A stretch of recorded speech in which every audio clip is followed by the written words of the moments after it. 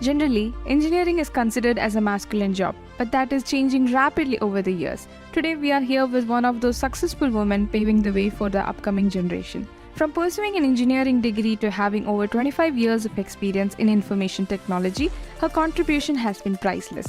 GUVI takes immense pride and pleasure in welcoming Ms. Vinutha Rao, Senior Vice President at HCL.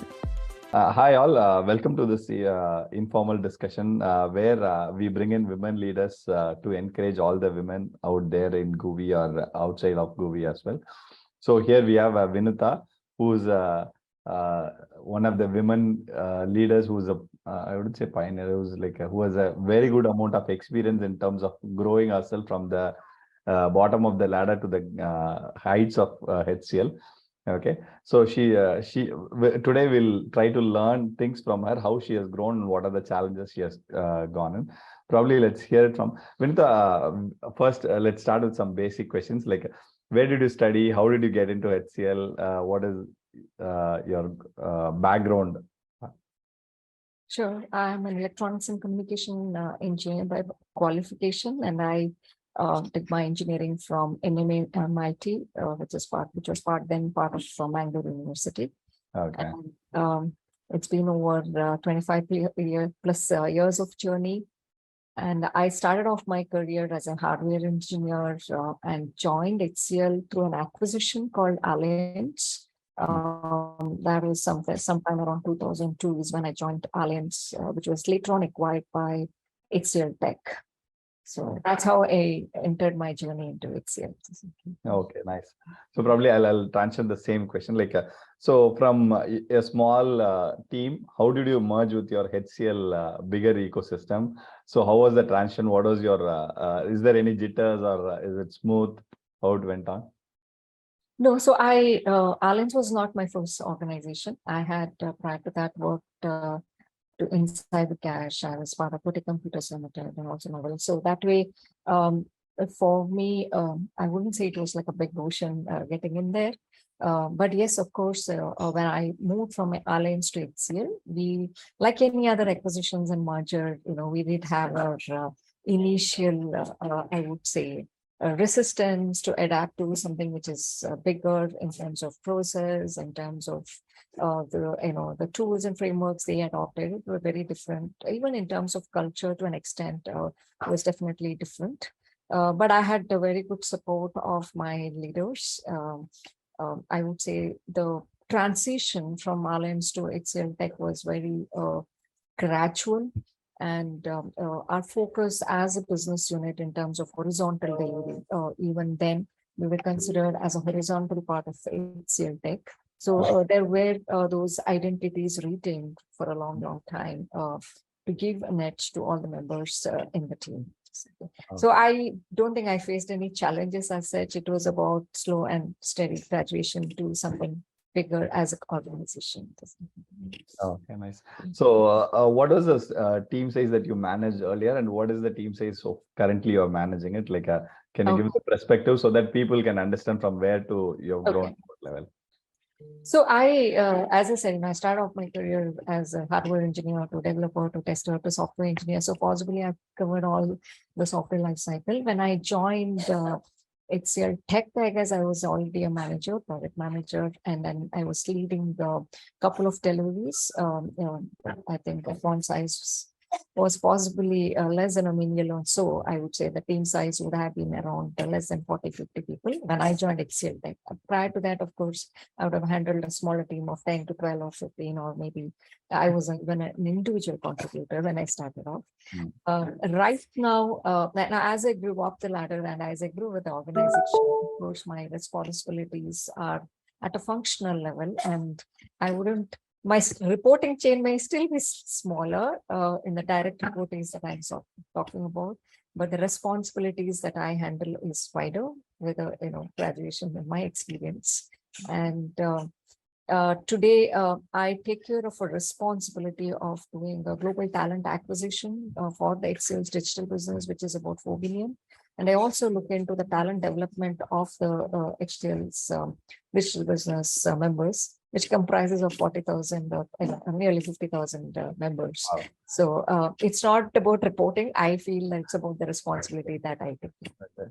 So in a way, like 40 to 40,000, that is a number wise in terms of growth, in terms Yeah, of. I mean, I don't think it makes sense to compare with this is a responsibility that I have. Got it. Got it. Yeah.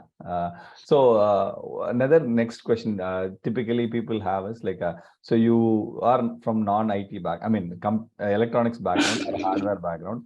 So transitioning into a pure services, software and business.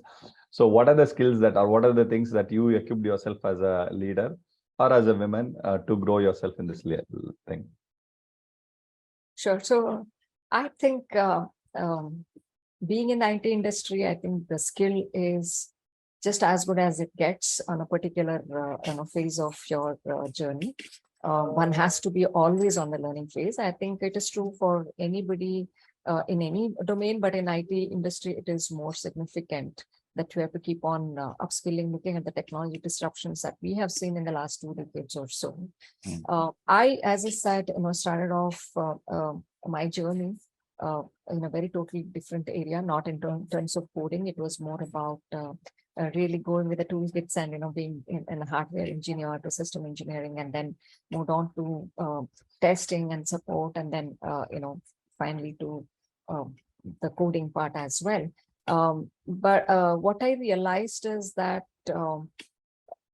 technology, if you bank on one technology or one area, I don't think anybody can survive in this industry. It's about how will you adopt yourself into what's happening in the market and groom yourself, and we always be a little ahead of the curve in terms of the market disruptions, and anticipate what is going to come in, and bank onto it, hang on to that technology that would actually help you to grow your career. That's how I look at it. As in short, you got to be always on your toes and be learning. So there is no mind block issue. People generally have that mind blocks, right? So how do you crack that mind blocks in terms of learning? So I don't think being complacent in any way for anyone helps being in this industry.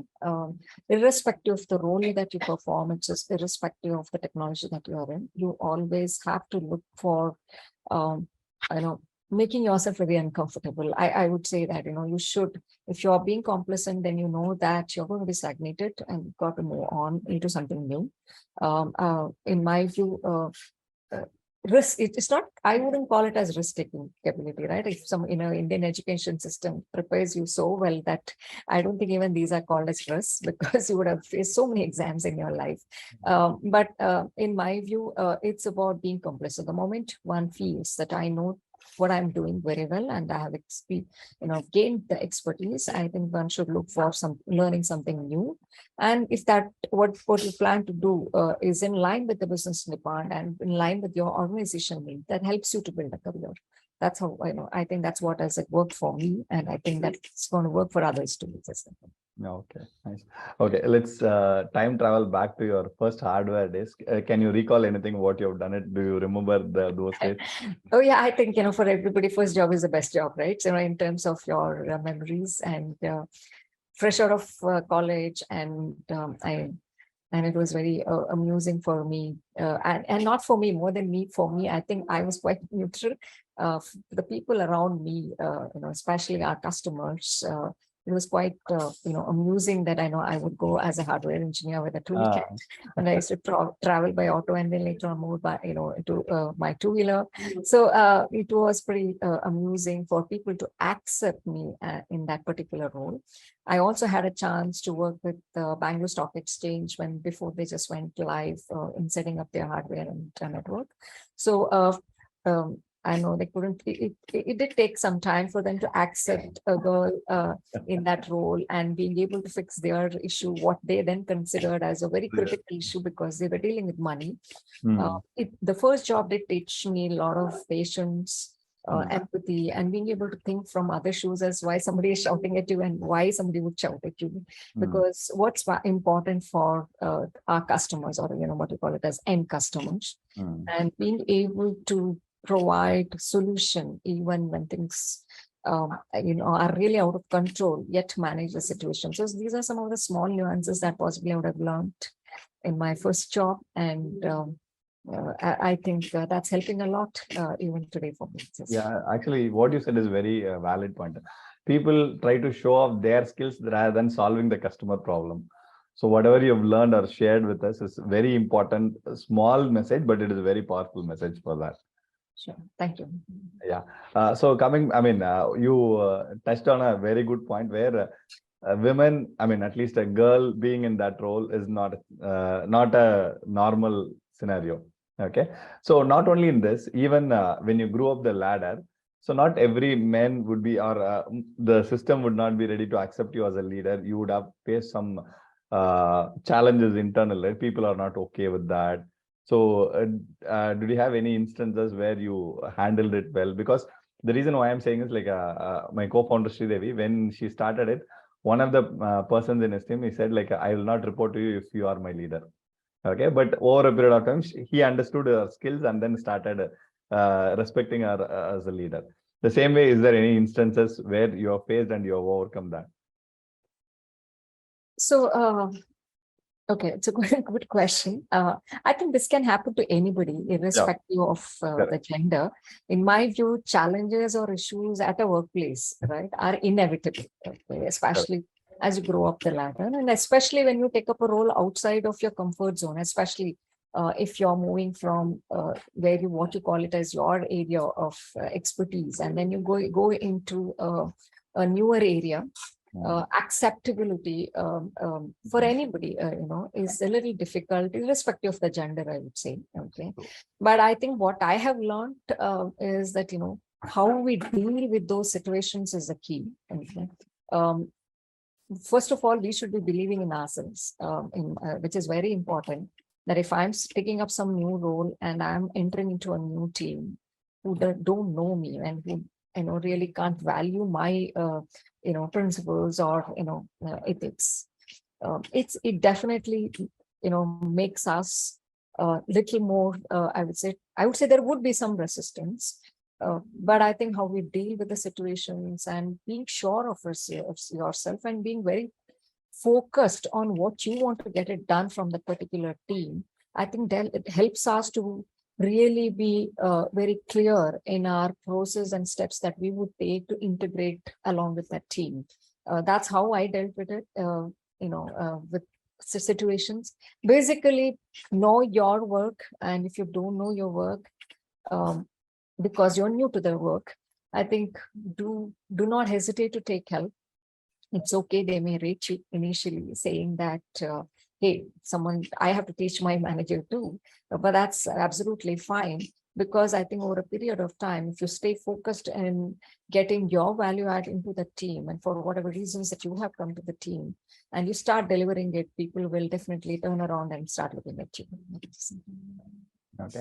I mean, typically, when your voices are not heard, like how do you convey it? Like, so people skip the comments or things with you, but how do you handle that? Yeah, I think, again, this is irrespective of gender.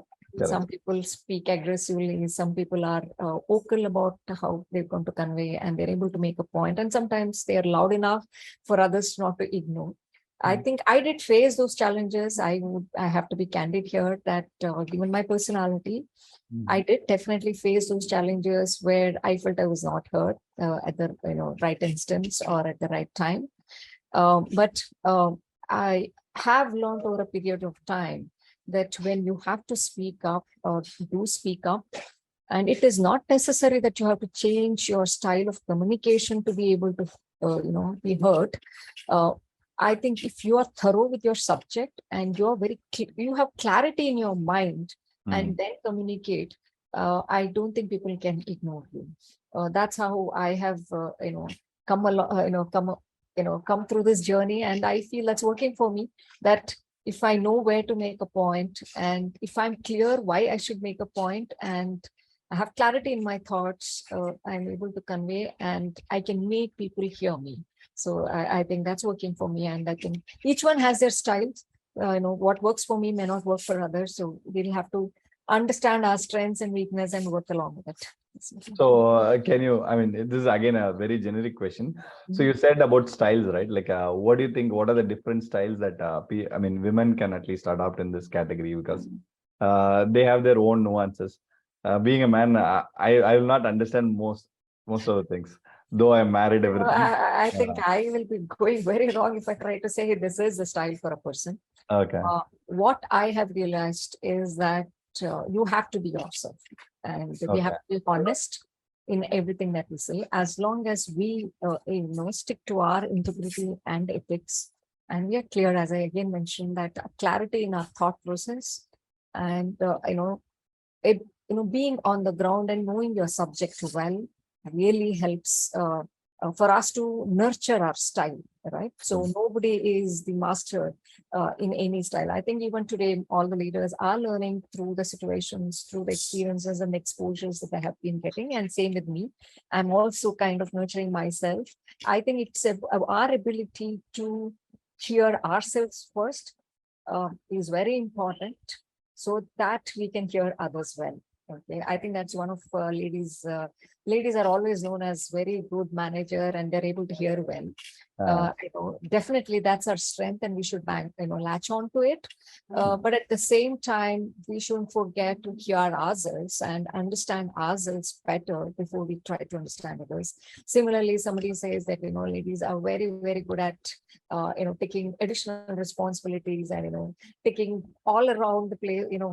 Our assisting people and multitasking. there are soft skills by default as a gender we have, I guess, in most of the ladies. Again, there are always sort of people who have different characteristics. But I would say if I have to generalize, there are these, going after assisting, and you're in a room and you say, hey, what do you want? That empathetic feeling is slightly more in women, not that it's not there in men again, but it's just that expression is more higher in ladies.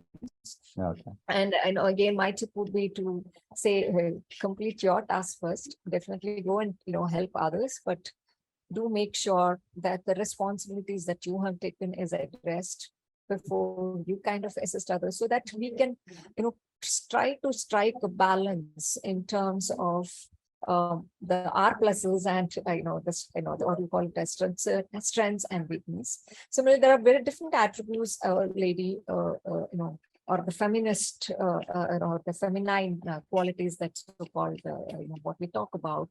And as long as we understand that ourselves and try to create a balance for those attributes that we are, you cannot change, right? Just for the work, you cannot change. You will have to be yourself, but nurture some of these weaknesses that one has to be able to be successful in your professional life is what I would recommend to everyone. Okay. Since you said let me put that way, somebody asked me that you speak very low, your voice is low, and why can't you talk aggressively? You got to be assertive. I think there's a slight difference between being aggressive and assertive. You got to be assertive when you need to be, and when you need to actually ask your team to do certain things, you've got to be assertive. And when you need to convey your point, I think you need to be able to hear others as well as yourself, but to make a point. That's what I'm trying to say. Okay, nice. Okay, coming back to the change part of it, but there is one phase where women go through a lot of change, especially the maternity period, where they have to balance the family, kid, and the office. So that would be a challenging transition time. So how did you handle that in your growth path? So can you throw some light to the young moms? Sure. See, if I know we heavily use this word called work-life balance phrase, I would say. Somehow I never tried to do that, and I know I never could understand that part. What worked for me is able to prioritize my activities. And I had to get into, not even into a week's plan of prioritization. I had to get on a particular day what's my priority. Specifically when I was having a small child, I definitely couldn't plan a day next, right? So, I mean, what would happen day after tomorrow or previous? A weekly planner, a broad level weekly planner for oneself, and or day's priorities, is what we need to set as a lady, because we have a lot of ad hoc things which comes in, right? Kid is not well, or somebody else at home is not well, or yourself may have had a bad day of not having slept the previous night for some reasons, right? So you cannot plan and try to balance and then get yourself very stressed that saying that, hey, I haven't completed that. Rather, when you get up in the morning, I think the first thing is to really, especially those 3-4 years of, or maybe I would say 5 years of that critical phase when you're trying to have multiple responsibilities, which are very, very dependent on you, right? Like, especially, nurturing your kid, right? Which is, you cannot outsource, as, it's not as simple as saying, I can outsource it. Which is when one has to change your style of operations. You have to prioritize and do your daily tasks, and it's okay. Sometimes you can't get perfection at your home. You have to see what has to be perfect and what need not be perfect when you have multitasking, so that you don't stress yourself if some things go wrong, right? So and as far as personally, when I it comes to me, I definitely had good support from the family as well as from the professional front. I had very understanding managers, and I made it very clear that I have left my kid in the daycare and then I have to leave at 6 o'clock. I will leave at 6 o'clock, but I would log him back. There are many times where I have to pick up my kid and then, come back to office, after 7 or so, to balance with the kind of role that I was handling at that point. I think today, I think the generation that we are in, most of the men are very understanding in terms of being able to give the right time for your family as well as for the professional front. And I think as ladies, one thing we should learn very early on, based on my experience, I can say that it's not about number of hours that you spend in office that matters. It's about the focus with which you, complete your task, the details at which I would say, pay attention to the details and get your first work right first time, right? What we call it as, right? The deliverables. Then you can actually be able to balance well. So don't worry that I've not spent 12 hours a day, which I possibly would have done in a couple of years back. I'm not able to do it now because of kid. No, it's not about the time, it's about outcome driven, right? I think, and also we have to, if for some reason our managers or our team members are not able to understand this outcome driven model, then we have to educate them. We'll have to be patient, saying that, hey, you had assigned me this task, never completed this task on time, right? Deliverables can't wait because my kid is not well, or my in-laws are not well. But I think it's about planning the outcome, and you can deliver based on your convenience and based on your priorities during that phase of the planning. That's how I would say. And if somebody is not able to understand that, I think we should educate them. That's how I look at it. I didn't have to do that. Many a times I had to say, hey, you have given me this, please rest assured that I will deliver it. But at this point, I need to make some other, calls. Okay. I've learned the hard way. I think, each one has, again, different styles of, making it clear. Okay, nice. Okay, the next challenge would be like as you grow up in the ladder. So managing a small team of 40 or like let's say even 60, 70, 100 also, it's a different thing. But you've grown to the CXO level. I mean, you're managing a whole line of business kind of it. So the attributes that is needed for that role is slightly different from the one at the ground level. So what are the things that you think as a woman has to, or even in general, a person has to develop when you transition from this level to the global level? Yeah. So first of all, as you transition from roles to role, right? So always be very sure of, being connected to the business trends and the market dynamics. I think we can't give that as an excuse for not knowing it. We should know our business. What are we into? What are our service offerings to our customers? Irrespective of whether it matters for your immediate deliverables or not. That helps us to define the right strategy, which you as a developer or a tech lead may or may not have to know. But in today's agile delivery, I think even that's important. You should know if you're working for a financial sector, it's better, the domain and for the business problem that you're trying to solve. Because there are no times to kind of, I would say, do a very, full-fledged waterfall model delivery. So the better the equipped the developers or the testers are, the better the delivery quality is today. So similarly, when you come to leadership roles, I think we have to know our business pretty well, understand what is important to the business and what are our immediate priorities, so that as a leader, you can take the right decisions in terms of, structuring your team, structuring your deliverables, and also the right importance given to our what we call it as KPP or the responsibilities, right? So, sometimes it's not about your delivering your KPP, but sometimes it's about delivering what's important for the business at that particular juncture. So that's one thing. That keep your ears open, eyes open, and be aligned to the business strategy and business importance. And point number 2, you have to be collaborative. You unless and otherwise we try to collaborate with the rest of the teams, we may not be successful. Third, you have to make your importance and priorities very clear to your team. And do not assume that your team knows what you're trying to kind of do. It is important to be very transparent to them and communicate to them as what is important to us, or important to me as a leader and important to our business. So if you have to keep reiterating this, at least you know that the team is aligned and their priorities are also set clearly. And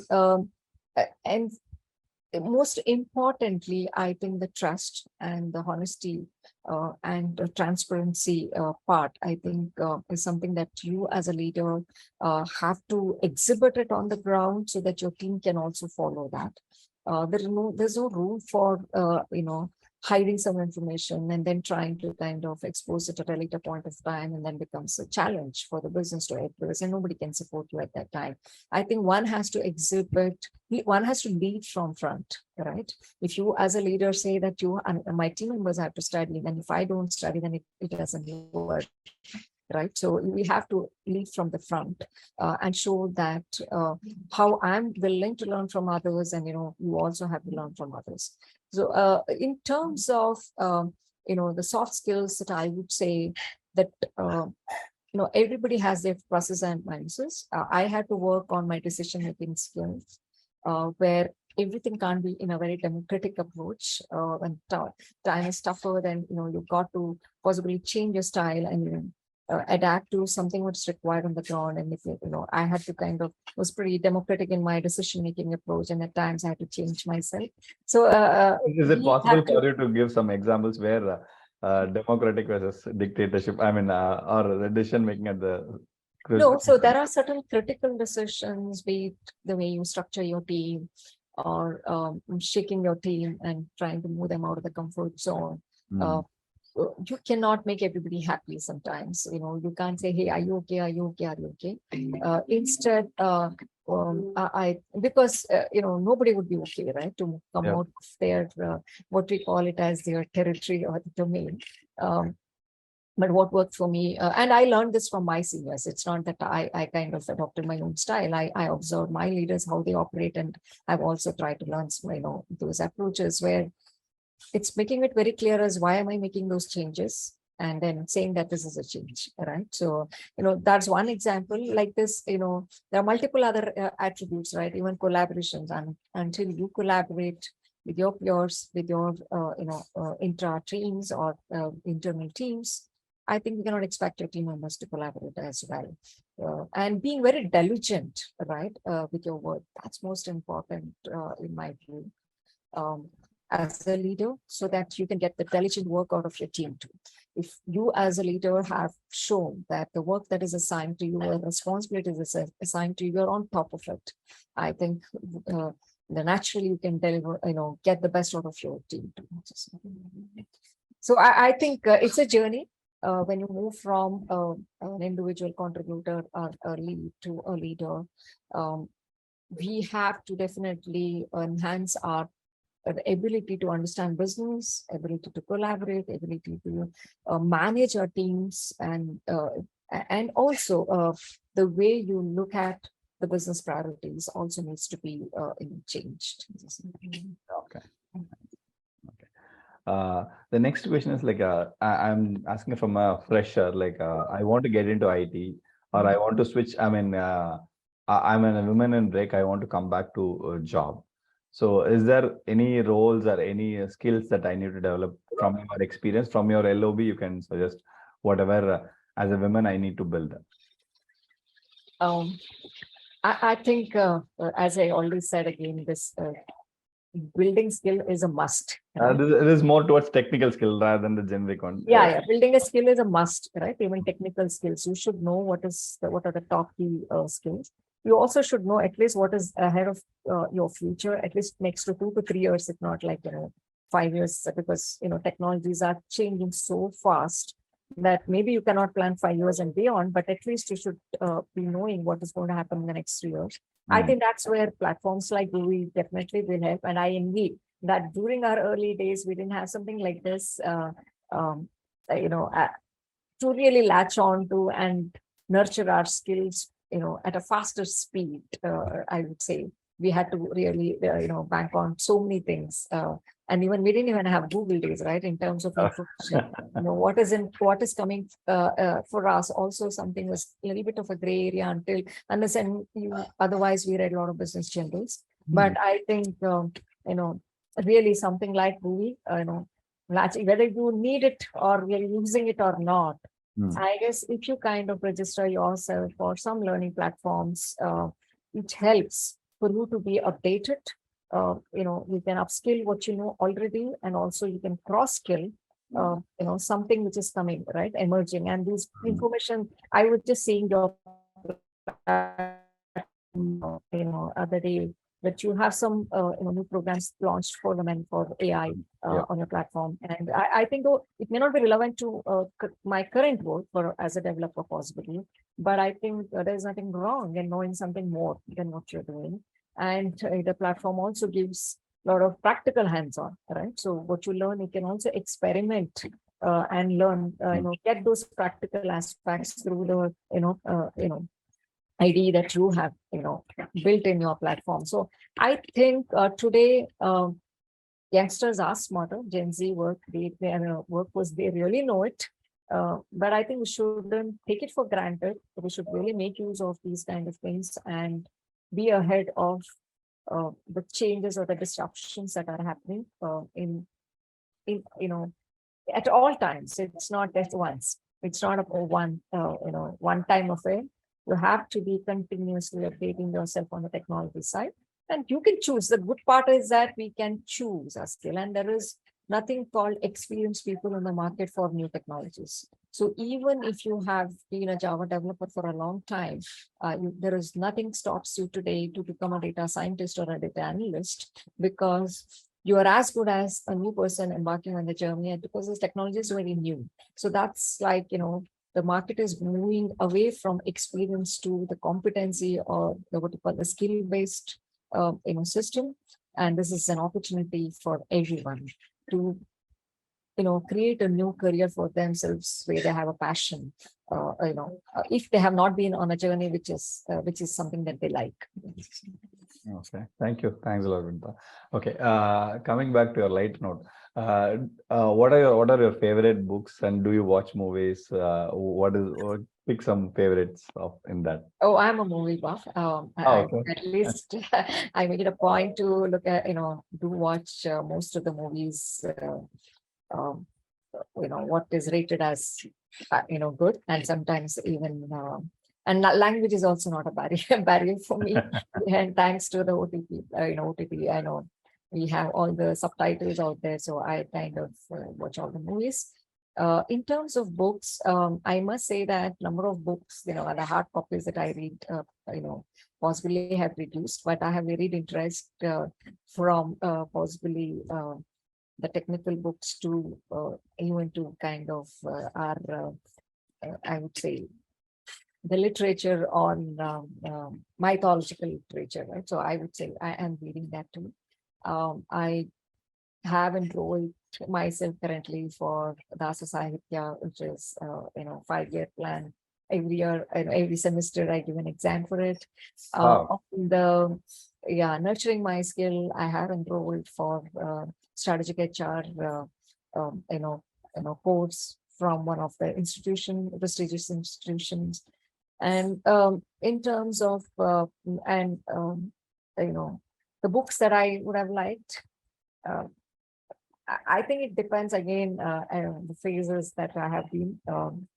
And when I moved to leadership role, I think I like a couple of books from Vinci Lombardi and a few others which talked about leadership. So that's what I think. Oh, nice. No straightforward answer to your question. No, actually, you've given a lot of good information to the young budding people who wants to get into the job as well as who want to grow it. For example, one is the customer focus. Okay, when you're starting with it, instead of showcasing your skills, try to focus from the other end. That will help you to understand things better. Second one is, as we grow, like one thing which I took from your thing is you should have your clarity in what is your basics or what is the task which is at hand. So that is a second level of things. Like, let's assume if somebody is from 2 to 4 years, that, I think this is for all, but the next step would be that. And the third one is the prioritizing the stuff as you scale to a larger role. So how do you prioritize? How do you say no to what it is needed, what is not needed? All those things were good learnings for all the women learners. Okay. Do you have any one message that you want to convey to the women out there? I think I'll have multiple messages, but I think regardless of the gender, I think I would say that one's ability to passionately, very passionately take up the work and being curious and being open-minded and being focused on what you need to be doing and trying to get clarity in our thoughts will definitely help us. It'll at least pay huge dividends in what we're trying to do. And most importantly, I tell everybody that try to, irrespective of the role that you're doing, sometimes you like it, sometimes you may not like it, but I think trying to find a purpose in what we're trying to do. How am I going to actually be impacting, be it oneself, be it to the business or be it to the society? As long as you find a purpose in what you're doing, I think you will be able to succeed in what you're doing, because you will, when you have understood the purpose, you will be passionate about delivering it right. And do not doubt yourself. Be sure of yourself. Self-belief is the most important element women should have. That will help you to come cross a lot of hurdles that comes our way. I would also say that do not consider anything that as a challenge. If you have found something which you find it tougher, I think try to look at as a problem solving method. Try to look at as a task to be completed in incremental step, and I'm sure you'll be able to get through that obstacle, or what we call it as a challenge. And I would want to say that do not think that success is always positive. And I would like to end saying that at the end of the day, success is peace of mind, which is a direct result of self-satisfaction in knowing that you have given your best. I think I remember the quote from John Wooden, where he talks about success is a peace of mind, which is a direct result of self-satisfaction in knowing you have made the effort to do the best of which you are capable of, and you've given your best, and it's a journey. You may be able to get positive outcome or negative outcome, but you have given your best, and which essentially highlights that continuously try to improve, look for gaps, and you will be successful. Thank you, Vinutha. Thanks a lot for your time. We have learned a lot from your sharing. Thank you. Thanks, Arun, for this opportunity. And I would want more and more people to register for your platform and wear their learning hat all the time. Thank you. Thanks a lot. Yeah. Thanks.